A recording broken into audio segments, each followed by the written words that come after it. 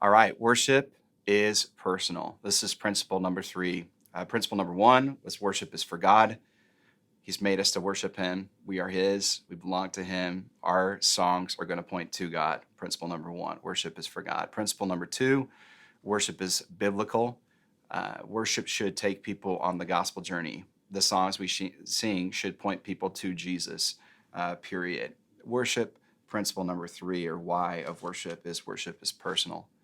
Not only do we sing songs that are all about God, that tell the story of the gospel and take people on that journey, worship is also something that each of us must decide to do. In Joshua 24, there's that decision. As for me and my house, we will worship the Lord.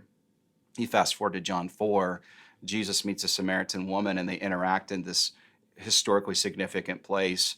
And this incredible thing happens where Jesus puts it on the line and says, salvation, I'm the living water. And it puts the decision back on the Samaritan woman. What will you do? I'm right here. And Jesus says, true worshipers will worship in spirit and truth. And so much of what we do in worship has to begin with this personal desire to respond to a God who's worthy of praise and to know that it's up to us to decide to do it each day, ultimately. So worship is a personal thing. The other part of this that plays itself out practically in the songs that we sing and just the purpose of a gathering is that worship also should be something of mutual encouragement.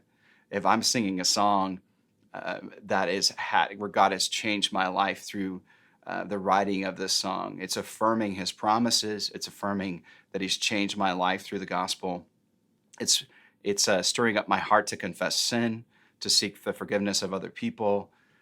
Worship is a personal thing. There's times where our worship leaders will sing, and I have the opportunity to observe people's interaction, and it's very personal to those individuals. The song connects. There's an emotional response. Now, worship isn't just emotional, but worship is a personal thing. When we sing songs and we connect with each other, we're looking to each other's eyes, reminding ourselves of what God has done in our life and how powerful is that, those testimonies of what He has done.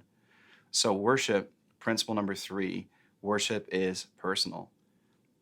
Each of us have to decide, and each of us want to be aware when we are singing together that we are reminding ourselves of a promise that's yet to come when Jesus comes for the second time.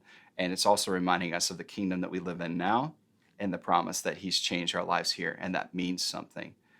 Be encouraged. Remember, worship is personal.